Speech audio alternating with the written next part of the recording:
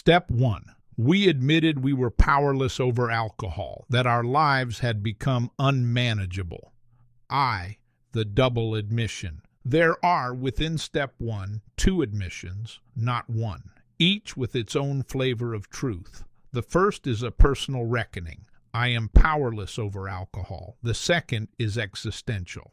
My life has become unmanageable. These are not identical confessions. The first is a statement about a relationship between the self and alcohol, between the will and a substance. The second is a broader philosophical disclosure that the whole system has broken down. Control has been lost, not only in the domain of drinking, but in the arrangement of life itself. It is important to see both, and to see that they are conjoined, but not synonymous. To admit powerlessness over alcohol is to recognize a limit, not of effort or desire, but of capacity. Not I failed because I didn't try hard enough, but I tried with everything I had, and it wasn't enough. This is deeply counter to the American ethic of self-reliance. It cuts across the very myth of autonomy. We are not taught to admit powerlessness. We are taught to fight, to dominate, to overcome. But this admission is not defeatist. It is not nihilistic. It is rather the first breath of clarity. It is the moment the swimmer stops flailing and begins to float, not because the sea has calmed, but because they have ceased to war against it. And the second half, that life had become unmanageable. This is not a statement of failure. It is a confession of disorder, of incoherence. Life no longer responds to input in predictable ways. The feedback loops are broken. You say sorry, and no one believes you. You promise yourself it'll be different this time, and it isn't. The consequences outweigh the intentions. The days slip into each other. The rooms are filled with old arguments and unpaid bills. The eyes in the mirror are not the eyes you once knew. Second, the word admitted. There is a subtle grace in the choice of this word. It is not realized, not confessed, not declared or repented. It is admitted, and admission has two meanings. The first is the common one, to acknowledge or accept something to be true. But the second is worth lingering on. To be admitted is to be let in, into a place, into a new space, into a circle, a home, a new order of understanding. So to admit is to speak a truth aloud. But in doing so, it also allows for entry into the fellowship, into recovery, into reality. And there is yet a third sense of the word that lives in the shadows. In medical language, to be admitted is to be taken in for treatment, admitted to the hospital, to care, to surgery. So perhaps the moment of step 1 is all of these, to acknowledge what is true, to step through a threshold, and to be taken in, to begin the slow work of repair. The paradox of powerlessness.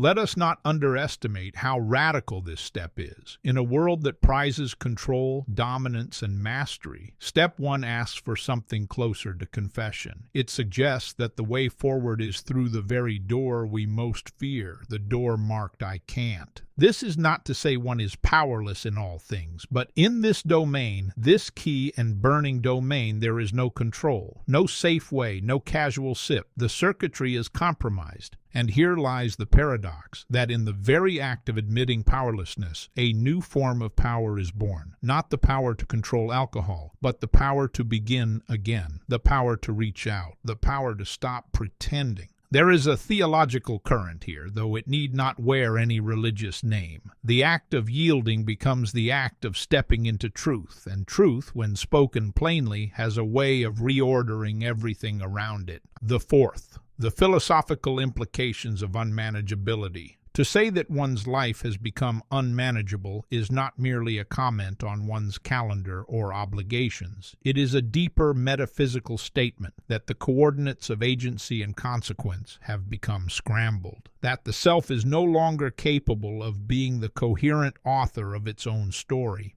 In philosophy, this relates to questions of autonomy, narrative identity, and moral accountability. A life unmanageable is a life in which the agent is no longer situated within an intelligible framework of choice. One acts, but the actions do not bear expected fruit. One intends, but the intentions collapse in translation. This is a kind of spiritual vertigo, a state of disorientation. One may still look functional, holding a job, maintaining appearances, but inwardly the machinery is rusting, skipping, shorting out. So this is not merely a social admission, it is a metaphysical one. My compass is broken. I no longer trust my own judgment. I no longer know how to steer. I am no longer convinced that I'm choosing at all. To admit this is not a collapse of dignity. It is, oddly, a restoration of it. For only a person capable of self-reflection can make such an admission. Only one with an intact moral conscience can say, with pain but without excuse, this is beyond me.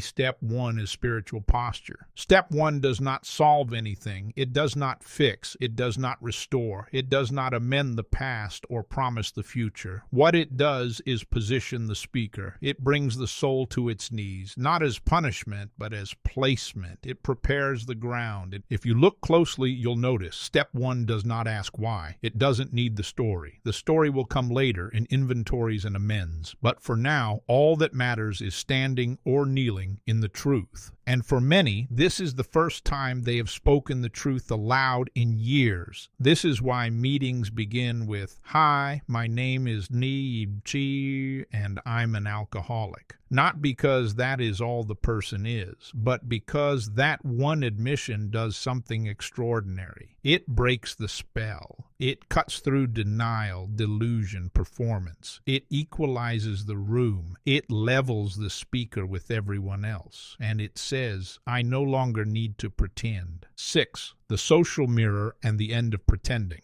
There is immense pressure in modern life to maintain the illusion of control. Social media, status, profession, each demands performance. To be visibly falling apart is to risk exclusion, shame, misunderstanding. But in the rooms of recovery, there is no such need. In fact, to pretend here is to delay healing. Step 1 invites the person to set down the mask, to stop rehearsing a version of the self that is tolerable to others and instead say what is true. This is the beginning of all honest relationship. Not that I am put together, but that I am showing up as I am. It is said that nothing grows in the shade. Step 1 is the decision to stop living in the shade, to drag the disease into the light. It is astonishing what the light alone can do. 7th, the philosophical kinship with ancient wisdom. It is not only modern recovery literature that speaks in this register. The ancient Stoics knew something of this too. Epictetus spoke of the necessity of recognizing what is within our control and what is not. Alcohol for many is not within that circle. To pretend otherwise is to guarantee suffering. Buddhism, too, echoes step 1. The first noble truth, there is suffering. To deny this is to remain enslaved to illusion. To accept it is the first step toward liberation. Even Socrates, the philosophical midwife, began every inquiry with the admission of not knowing. Step 1 is not so different. I cannot master this. I cannot fix myself by myself. I do not have the answer. From this space, wisdom begins. Eat. The learning philosopher's note. If we are learning philosophers, those who reflect in motion, then let us honor this first step not as a conclusion, but as a beginning that demands our full attention. It is easy to rush past step 1, to get to the action steps, the rebuilding, the plans. But if step 1 is not fully absorbed, the foundation is compromised. And so we sit with it. We let it say what it says. We resist the urge to explain it away, soften it, revise it. We feel the full weight of its two admissions. I am powerless, and life has become unmanageable. And we do not flinch. For in that stillness, in that truth, something ancient begins to stir. Something deeper than willpower. Something that says, now we can begin. This is the learning philosopher. Let us not be afraid of the broken places. They are where the light waits.